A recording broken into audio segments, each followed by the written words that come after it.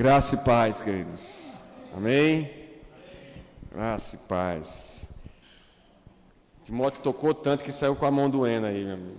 Ele sacudiu a mão para lá e para cá, tinha que acabar o louvor, porque ele não aguentava mais uma música, não. Nem a música final, só cante na última música, viu, Timóteo? Queridos, como eu havia falado, nós nesse mês de maio, nós reservamos tivemos até um simpósio, seminário, no último domingo, sobre família, em que tivemos temas aí, falando sobre estar conectado com Deus. E hoje, na verdade, é última meditação, o último sermão que vamos fazer do mês de maio, porque domingo já é junho, domingo é dia 1º de junho. Então, eu queria compartilhar com os irmãos, eu estive compartilhando algumas semanas atrás, o Salmo de número 128, e eu gostaria de compartilhar agora com os irmãos o Salmo de número 127. Quando eu preparei o sermão do Salmo 128, eu já disse, eu vou pregar esse Salmo 127 noutra oportunidade, e chegou a oportunidade de nós estarmos compartilhando a palavra do Senhor mais uma vez. Então, abra sua Bíblia no Salmo de número 127. É um salmo que ele tem um título aí na revista Almeida Atualizada, que é Todo Bem Procede de Deus, e é um bom título, é um bom resumo para esse salmo, que ele fala exatamente sobre isso, que tudo procede de Deus. O resta-nos reconhecermos isso, nos humilharmos diante dessa verdade poderosa, que Deus reina, de que o Senhor governa todos os aspectos da nossa vida. Diz assim a palavra do Senhor, leamos Salmo de número 127. Se o Senhor não edificar a casa, em vão trabalham os que a edificam. Se o Senhor não guardar a cidade, em vão vigia a sentinela. Inútil vos será levantar de madrugada, repousar tarde, comer o pão que penosamente granjeastes. Aos seus amados ele o dá enquanto dormem. Herança do Senhor são os filhos, o fruto do ventre, o seu galardão, como flechas na mão do guerreiro. Assim os filhos da mocidade. Feliz o homem que enche deles a sua aljava, não será envergonhado quando pleitear com os inimigos à porta. Até aqui a leitura da palavra do Senhor, que o Senhor nos abençoe. Vamos ter mais uma palavra de oração? Ore, feche seus olhos. Você está em casa também, não se deixe distrair com as distrações que há em casa, mas ore também ao Senhor agora, pedindo que o Senhor, com o seu poder, com a sua graça, fale ao seu coração. Senhor, nosso Deus, amado Pai, nós estamos diante de Ti, Senhor. Nós estamos diante de um Deus soberano, que tudo, ó Deus, opera segundo o seu querer, para a glória do seu santo nome, e nos concede a bênção de desfrutar, de nos deleitarmos na sua graça e na sua bondade. Agora, Pai, nos dá mais uma vez um momento especial, Senhor, da obra do Teu Santo Espírito em nós, nos convencendo do pecado, nos alertando, exortando o nosso coração para corrigirmos os nossos caminhos, esquadrinhá-los e voltarmos-nos para o Senhor.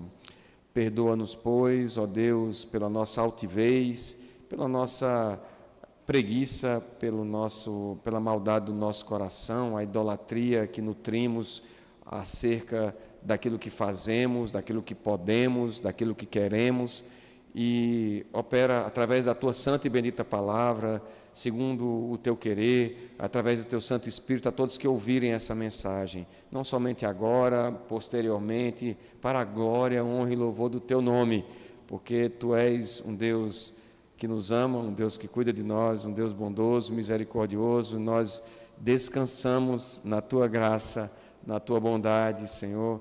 Fala conosco, perdoa os nossos pecados e fala conosco, apesar de nós, em nome de Jesus. Amém.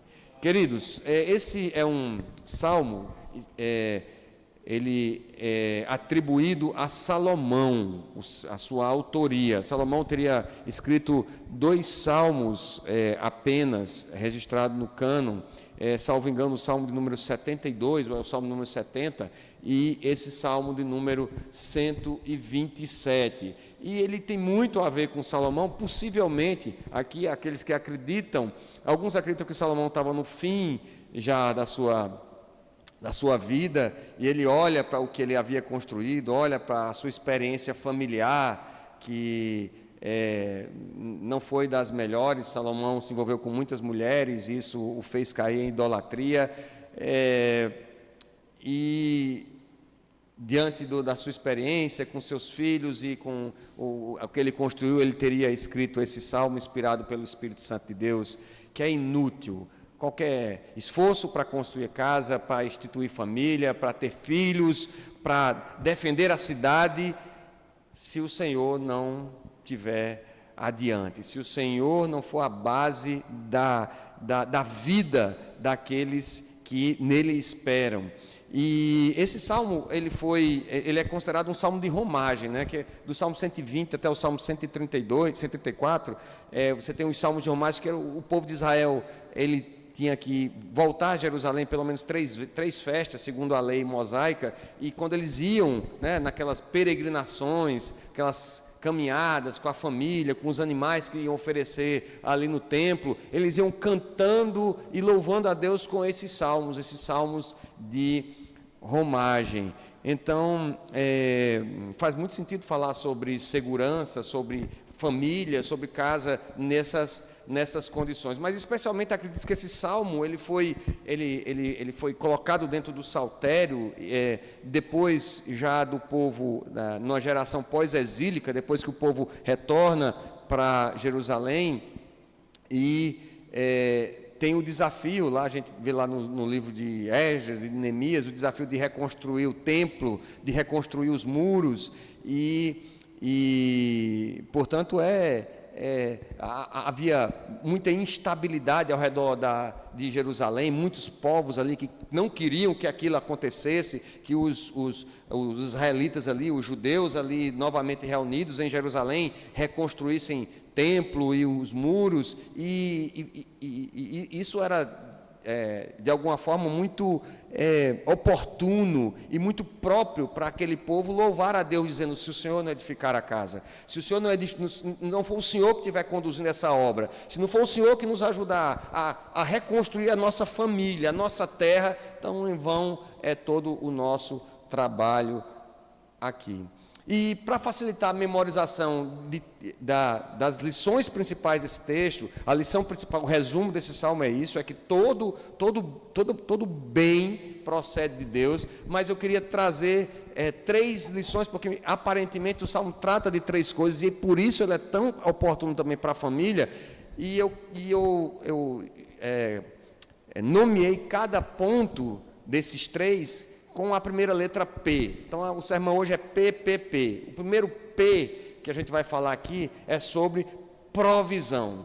O Deus é o Deus da provisão. É assim que o salmo começa: se o Senhor não edificar a casa, se o Senhor não estiver sustentando, se o Senhor não estiver conduzindo a obra, se o Senhor não edificar a casa, e casa aqui não é sentido apenas da construção da casa, o edifício, mas segundo o próprio Calvino, comentando esse salmo, ele diz que ele tem a ver com a governança da família, com o governo da família, e ele diz que se o Senhor, e o Senhor aqui não é Elohim, não é qualquer Deus, mas é Jeová, se Jeová não edificar a casa, o Deus de Israel, o nosso Deus, o Deus Criador, se não for Ele que estiver edificando a casa, é inútil, essa é a palavra, em vão trabalham os que a edificam. E isso é muito importante para nós, dentro dos nossos lares, homens presbiterianos, e na nossa vida, nós aprendemos essa lição de que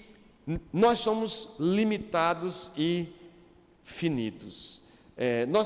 Porque na verdade nós temos o costume, aparentemente nós somos educados nutrindo essa ideia de que nós podemos fazer qualquer coisa. A gente estava estudando essa semana o livro Deuses Falsos, e o capítulo 5 lá que tratava sobre poder e glória, e o Timothy Keller, ele mostrava exatamente isso, que nós temos essa propensão a achar que nós somos ilimitados, que nós somos infinitos, que nós podemos fazer qualquer coisa nessa vida. Você pode sonhar e realizar qualquer coisa nessa vida, e isso não é uma verdade bíblica, porque se o Senhor não edificar a casa, se o Senhor não estiver por trás do projeto, se o Senhor não estiver sustentando e realizando aquela obra, em vão trabalham os que a edificam. Isso é apenas mais uma tentativa desesperada do nosso coração, que não quer depender de Deus e de sua graça, mas quer ter o controle da vida. A gente falou um pouco lá no grupo sobre uma frase de um autor chamado Henley, que se tornou muito conhecida por causa agora esqueci o nome do líder lá da África do Sul, do Nelson Mandela, porque ele repete essa frase da obra Invictus, desse Henley, que ele tinha uma deficiência física, mas ele se tornou um escritor famoso e tal, e ele diz assim: eu sou o senhor do meu destino, eu sou capitão da minha alma. E que isso é muito lindo, só que na verdade, essa é sempre uma tentativa do coração humano de ser o seu próprio ídolo, o seu próprio Deus. Foi isso que levou Adão e Eva lá no Éden a ouvir a Satanás, ouvir a serpente e dizer assim: não, de fato, Deus não está com essa bola toda, eu vou conhecer o bem e o mal como o Senhor Deus. Então essa é mais uma espécie de idolatria do nosso coração, achar que nós conseguimos fazer algo com as nossas próprias mãos, sem o auxílio de Deus, edificar a casa. Aqui tem 3 coisas que o homem pode se orgulhar nesse salmo: construir a casa, instituir família, ter segurança por causa da sua força, da sua capacidade de estabelecer estratégias, e ter uma descendência. Esses são os meus filhos que eu coloquei no mundo. E o Salomão está dizendo: se o Senhor não edificar, vai ser inútil. Se o Senhor não guardar, é inútil você vigiar.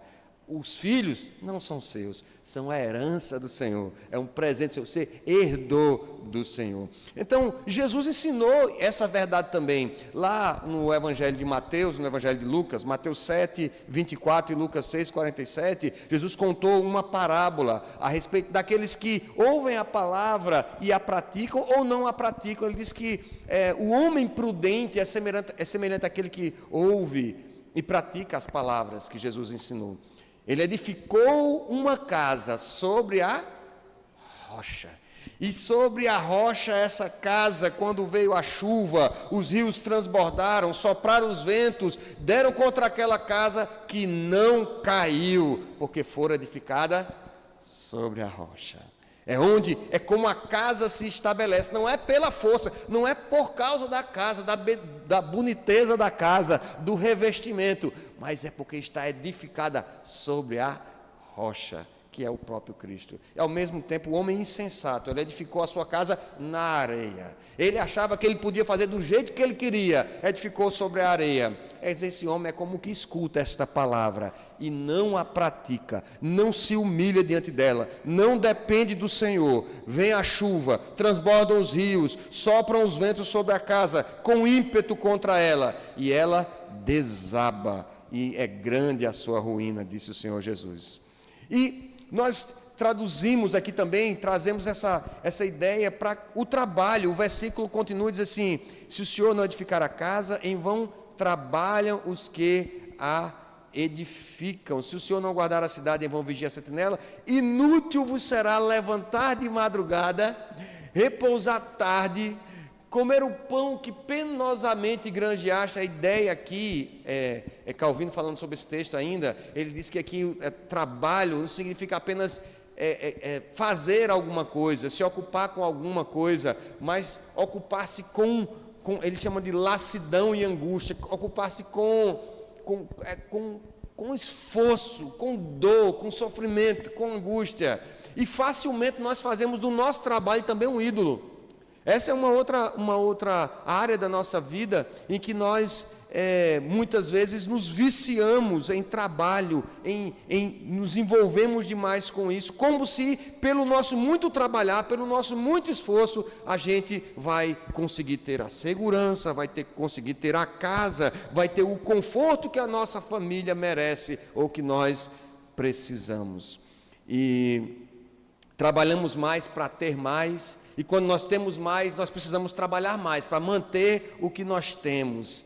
E então trabalhamos para saciar o desejo de ter o que ainda não temos. Não é impressionante como o nosso coração é insaciável, e Salomão vai falar um pouco sobre isso em Eclesiastes.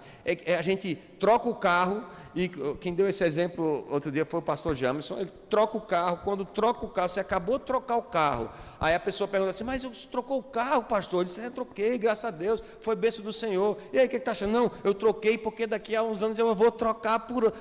Você acabou de trocar o carro, mas você está pensando no outro modelo que você vai ter, porque você tem sempre esse desejo de ter mais e de melhorar o padrão, de, enfim, encontrar uma necessidade para saciar. Pode se aplicar ao carro, à casa, à viagem, a conforto, e muitas vezes nós estamos fazendo do nosso trabalho um vício. Trabalhamos e esquecemos até do propósito porque nós trabalhamos, que a gente tem que trabalhar, a gente tem que, para pagar as contas, né?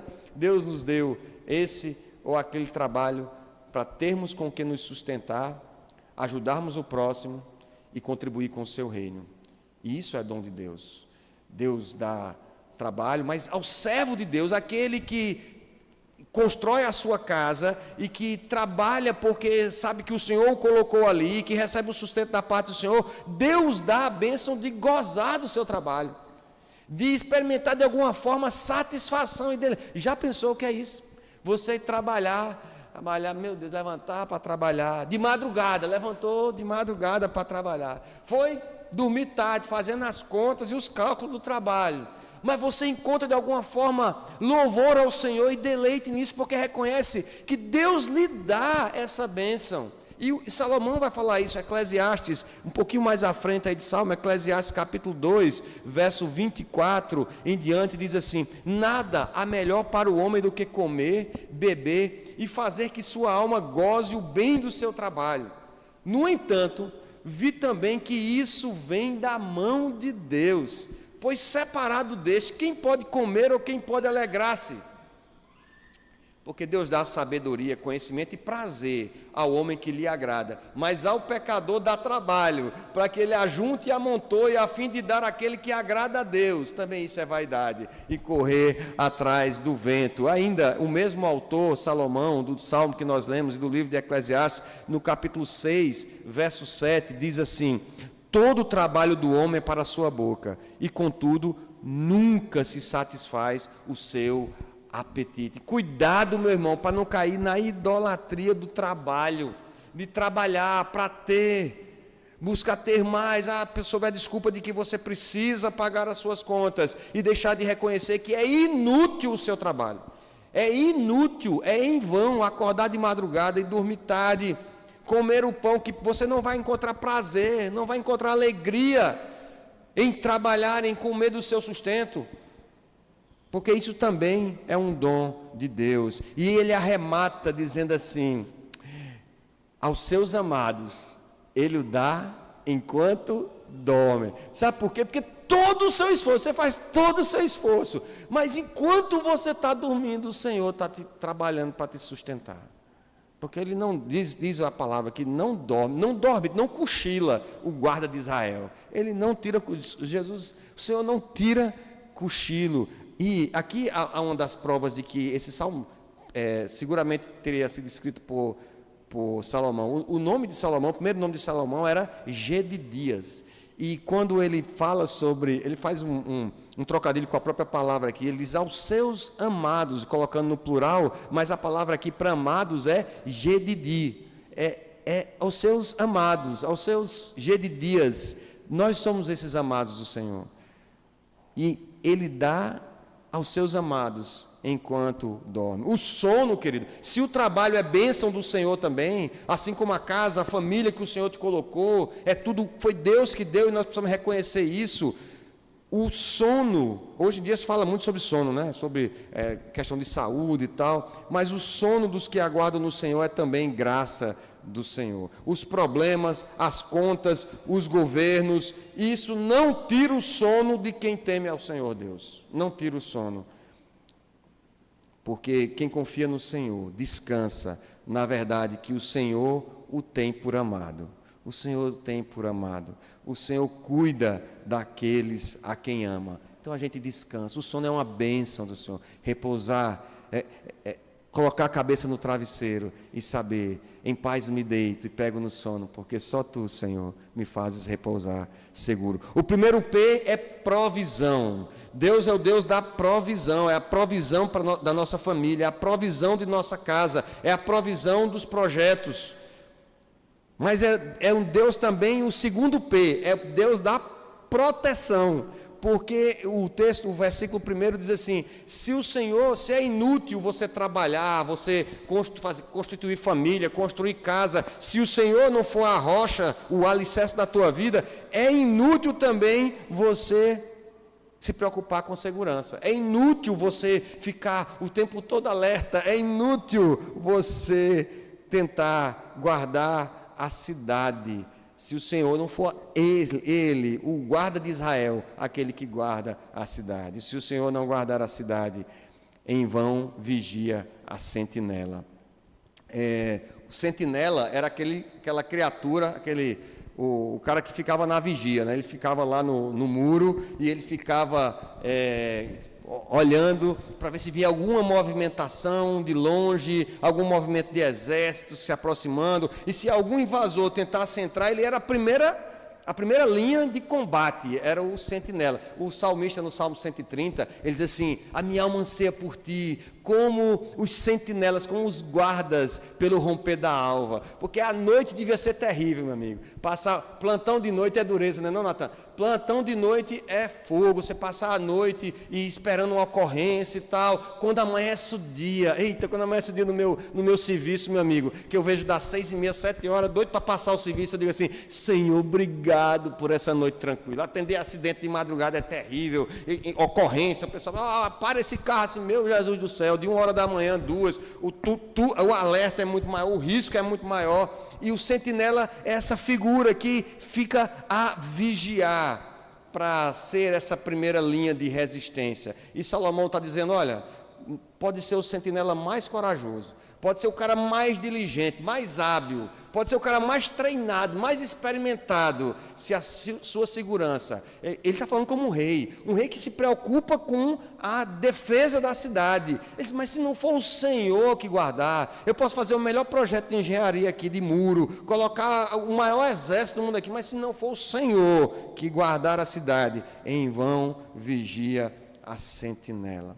A verdadeira segurança, meu querido, que você quer ter para a sua família, quer ter para a sua casa, não está no melhor sistema de proteção que você colocar, de monitoramento de câmera, Superdum, que você colocar lá. Não é contratar o serviço. A gente contrata aqui um serviço aqui para, enquanto a gente está aqui dentro, o pessoal ficar de olho aí nos carros, beleza. Mas não é isso que guarda a nossa vida. A nossa segurança não está nisso. Isso é uma precaução que nós tomamos. Mas a segurança não está na contratação de serviço de escolta, segurança armada, não está no fato de você portar uma arma de fogo. Assim que a gente entra na polícia, aí a gente tem uma vontade de usar arma, aí fica andando com a arma para cima e para baixo, na cintura, achando que isso, agora eu resolvo, agora se acontecer, já comigo, mato no peito. Lê do engano. Você aumenta o seu risco da sua família. Se o Senhor não guardar a cidade, em vão vigia a sentinela. Sua segurança não está na arma de fogo, nem nas técnicas de defesa. Você é faixa preta em Krav Maga aí, consegue imobilizar o oponente, mas a sua segurança, a verdadeira segurança, está no coração daquele que repousa sua confiança no Todo-Poderoso. A gente vive num mundo muito louco. as facções criminosas comandam dos presídios a vida fora dos presídios. E a gente fica o tempo todo ouvindo falar de Comando Vermelho, de primeiro comando da capital, o PCC, vai se acostumando com esse tipo de coisa e muitas vezes o nosso coração quer ficar perturbado. E inclusive com ramificações na classe política. Mas o máximo que eles podem fazer é tirar a nossa vida. É o máximo que podem fazer.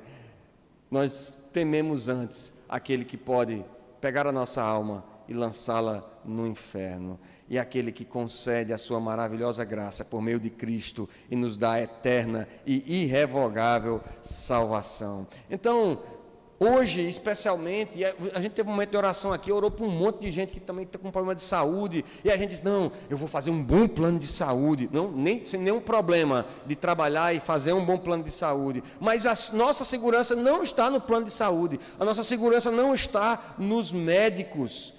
Às vezes dá até vontade de não ir no médico, né? Porque pai tem esse negócio, de dizer, pai, se eu preciso ir, não, porque se eu for no médico eu vou descobrir que eu estou doente, mas ele prefere não ir para o médico. E às vezes dá vontade de a gente nem ir, porque se fizer um exame vai descobrir que tem alguma coisa. E o câncer hoje é uma doença que tem nos surpreendido, como tem sido comum hoje vermos pessoas próximas com esse tipo de enfermidade. Mas a nossa segurança não está num bom plano de saúde, nem num bom plano de previdência, nem num concurso público, por melhor que seja você fazer tudo isso, ou trabalhar para ter tudo isso, mas o seu coração, a sua segurança não pode estar nessas coisas. Ah, não, mas eu tenho uma disciplina de exercício, faço o exercício, eu tenho uma dieta rigorosa, eu posso ir para a casa do pastor, o pastor me convidar para ir lá, para jantar, mas eu não como carne, não como gordura e tal. Se sua segurança está nisso, querido, isso pode ser uma idolatria no seu coração também. Porque todas as vezes que a gente substitui Deus, a nossa segurança, a nossa confiança, a nossa dependência de Deus e coloca nas coisas, nós estamos colocando nosso coração em risco. Não, nós nos tornamos escravos daquilo e que depositamos a confiança quando nós devíamos ter essa confiança apenas em Deus. É por isso que mesmo sob a perspectiva do juízo de Deus através da Babilônia, Abacuque ora assim, ainda que a figueira não floresça, nem haja fruto na vide, o produto da oliveira minta, os campos não produzam mantimento, as ovelhas sejam arrebatadas do aprisco e nos currais não haja gado, todavia eu me alegro no Senhor. Exulto no Deus da minha salvação. O Senhor Deus é a minha fortaleza. Ele faz os meus pés como os da coça. Não tem bicho que pareça mais livre do que a coça. O leão fica tentando na espreita pegá-lo, porque se der chance a coça corre e o leão não consegue pegar. É rápido, é altaneiro, e ele diz, ele faz os meus pés como os da coça, me faz andar altaneiramente, porque se o Senhor não guardar a cidade, em vão vigia a sentinela. Primeiro P, já esqueci, primeiro P é provisão, Deus é o Deus da provisão. Segundo P é proteção. Terceiro e último P, posteridade. Aqui ele vai falar dos filhos. Até parece que há uma ruptura no Salmo, porque ele está falando de uma coisa e agora ele começa a falar de herança do Senhor, são os filhos. Primeiro, o último P trata dos filhos. Ele diz que é herança do Senhor, então filho é bênção do Senhor. Porque a gente, quando está assim novinho, coisa mais linda do mundo, diz, que benção e tal, aí quando começa a crescer e fazer raiva, aí a gente começa a dizer, eita, as pestes e tal. Tem um meme que ficou famoso aí, a mãe chamando o menino de peste bubônica, eita, as pestes bubônicas. Mas filho é bênção do Senhor, é herança do Senhor. Você sabe o que é herança? É um patrimônio que passa de pai para filho, e o Senhor te deu para você custodiar, ser tutor desse patrimônio, cuidar desse patrimônio que são os filhos, nós tratarmos com responsabilidade e cuidado, não tratar numa redoma, satisfazendo todos os seus desejos, porque eu quero esse brinquedo, é porque eu quero aquilo, é porque eu quero, e tentar fazer tudo, deixar o menino fazer tudo o que quer, não. É herança do Senhor para a gente cuidar com responsabilidade, com amor, mas ensiná-lo a amar e adorar a Deus, como sendo a fonte, a base, o alicerce de sua vida também. Se você tomar a herança do Senhor e não investir para que essa herança ame ao Senhor, se torne um adorador, um missionário do Senhor, ele pode ser o mais próspero dos arquitetos, ele pode ser o médico mais reconhecido do planeta, cirurgião, neurocirurgião das galáxias, mas você vai ter falhado no seu papel de mostrar o caminho a ele, do seu papel de pai e de mãe, porque você recebeu uma herança do Senhor, mostrar a Ele o quanto é precioso e quanto é o mais importante da vida, amar ao Senhor. Eles são herança, eles são galardão, e isso aponta para o Evangelho, porque o que foi que nós fizemos para ganhar essa herança? Nada, e nós recebemos como recompensa de quê? É recompensa, assim como o Evangelho é graça do Senhor, que se estende até nós, através de Cristo Jesus, na cruz do Calvário, da sua obra redentora, nós recebemos os filhos. Toda vez que a gente olha para um filho, no dia a dia, para a gente olhar e lembrar do Evangelho da graça, dizer, meu Deus, eu recebi recompensa por nada. É assim a salvação. O filho serve para você pregar o Evangelho, mostrar que ele é recompensa, ele é galardão do Senhor, é o retrato do Evangelho. Mas ele tem uma última figura que ele ensina a respeito dos filhos, que ele diz que os filhos são flechas nas mãos do guerreiro.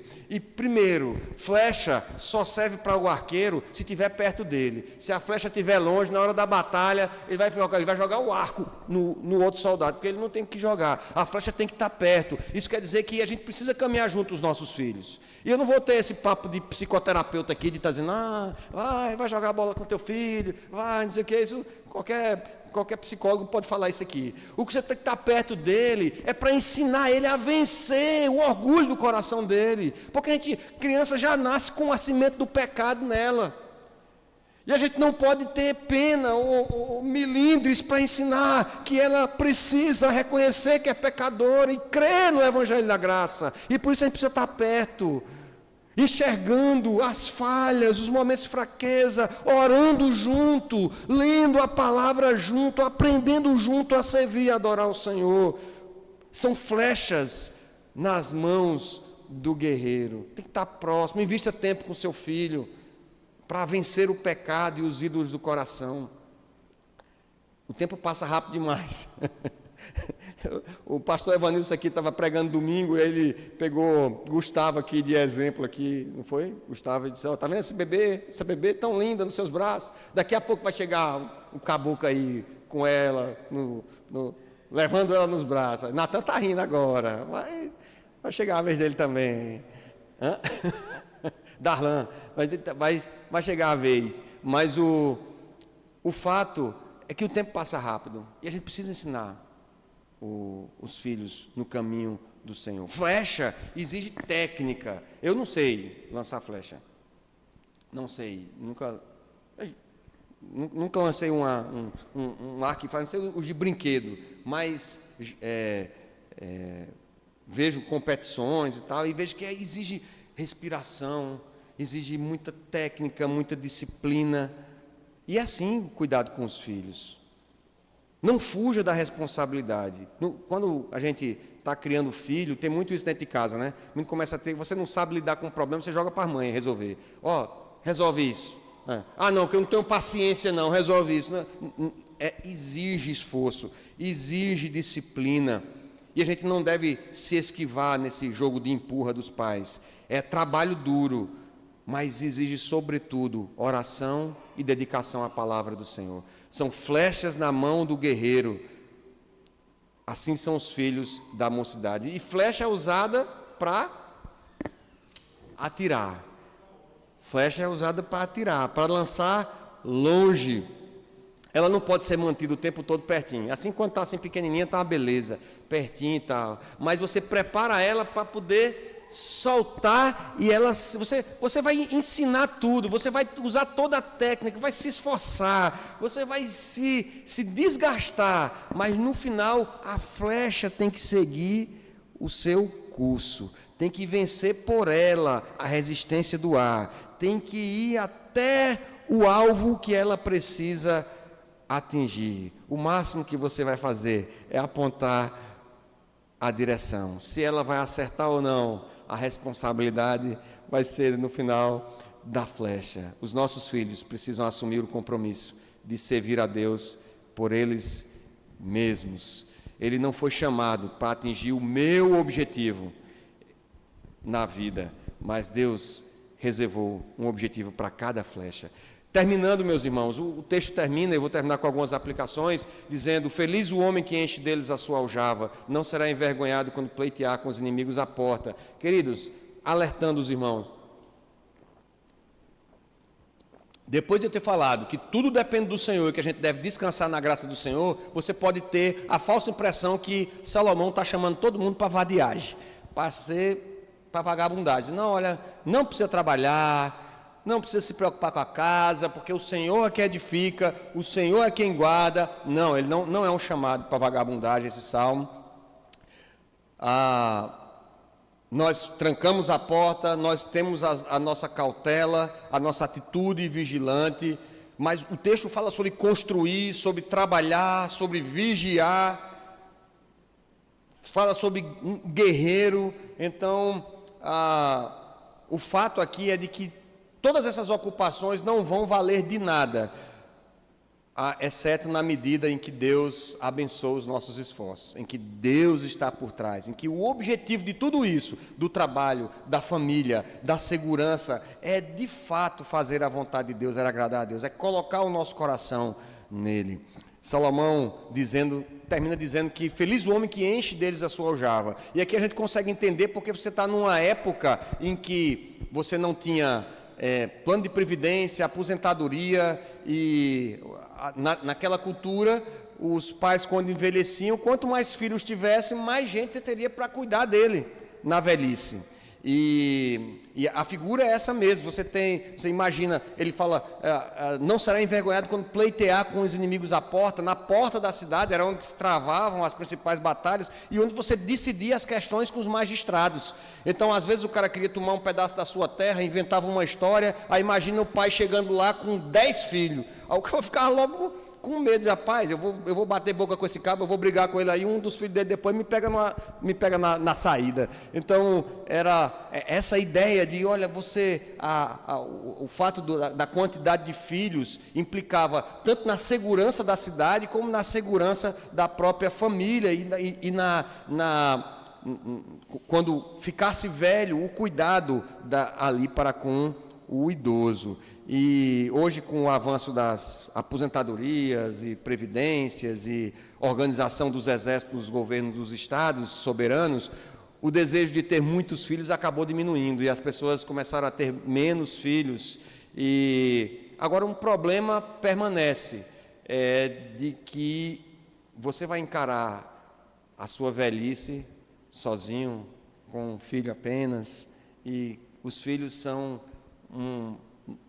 têm a responsabilidade de cuidar dos pais, assumir essa responsabilidade com os pais, de cuidar e amparar num momento tão difícil, tanta solidão, que se vê os amigos, os parentes partindo, estão ali precisando de apoio e de cuidado. Eu, particularmente, estou sendo desafiado a isso nesses últimos dias. Spurgeon diz a respeito dos filhos que o que você deve fazer é dar um bom começo para eles. Provisão, proteção, posteridade. O Salmo nos lembra que todo bem vem do Senhor. O sustento, a segurança, os filhos. Que nós confiarmos nas nossas obras e nos nossos esforços para qualquer dessas áreas é recusar a suficiência de Deus, rejeitar a graça para vivermos pelos nossos esforços. É repetir o erro de Adão e Eva no jardim do Éden. Somente por meio de Cristo e da sua obra na cruz do Calvário, nós trabalhamos na certeza que Ele nos resgatou para fazermos a vontade do Pai. Essa confiança que nós precisamos ter e que torna o nosso trabalho com valor, a nossa vida, os nossos filhos, a família, traz sentido, é apenas em Cristo Jesus que nós conseguimos ter essa consciência e essa certeza, porque Ele nos resgatou para fazermos a vontade do Pai. Só quando construímos nossa vida sobre a rocha que é Cristo, reconhecendo que na cruz Ele nos reconciliou com o Pai e nos garantiu a vida eterna, é que temos assegurado a nossa vida em comunhão com Deus. Somente em Cristo, nós que não éramos filhos, nos tornamos filhos, somos feitos herança do Senhor, e somente nele chegaremos ao alvo da glória eterna, porque seremos como Ele é e estaremos para sempre na glória com o Pai. Amém? Vamos orar, meus irmãos, pelas nossas famílias, vamos orar pelo desvio, muitas vezes, dos nossos corações, que têm se envolvido e se escravizado de trabalho e de preocupações nessa vida, esquecendo que se o Senhor não edificar a casa, em vão trabalham os que edificam. Se o Senhor não guardar a casa, em vão vigia a sentinela. Que a herança do Senhor são os filhos, o fruto do ventre, o seu galardão. Ó Deus, nós te louvamos pela tua palavra. Pai Santo, nós andamos muitas vezes no compasso do mundo, buscando mais trabalho e mais riqueza e conforto, e nem mesmo temos tido um coração grato para reconhecer que todas essas bênçãos vêm de Ti, e por isso não temos tido o contentamento necessário, ou não temos desfrutado da bênção, Senhor, que o Senhor tem nos dado, de família, de sustento, ó Deus, de sermos, ó Deus, de experimentarmos tantos livramentos no mundo tão mau. Pai Santo, tem misericórdia de nós. Livra o nosso coração dessa idolatria de servir as coisas, o trabalho, e da ingratidão, de não reconhecermos que a nossa vida deve estar fundamentada na rocha que é Cristo. Nos ajuda a criarmos os nossos filhos para o Senhor, como herança que o Senhor nos deu, esse patrimônio bendito, apontando o caminho da salvação, o caminho da graça, que sejamos esse exemplo, Pai, e que sobretudo tenhamos tempo de adoração, de louvor, de oração com eles, para a glória do Teu nome. Ó Pai, nos concede essas bênçãos em Cristo Jesus, pela graça, nos ajuda a vivermos de tal modo, Senhor, para a honra e glória do Senhor. É assim que nós oramos, agradecidos em nome de Jesus. Amém.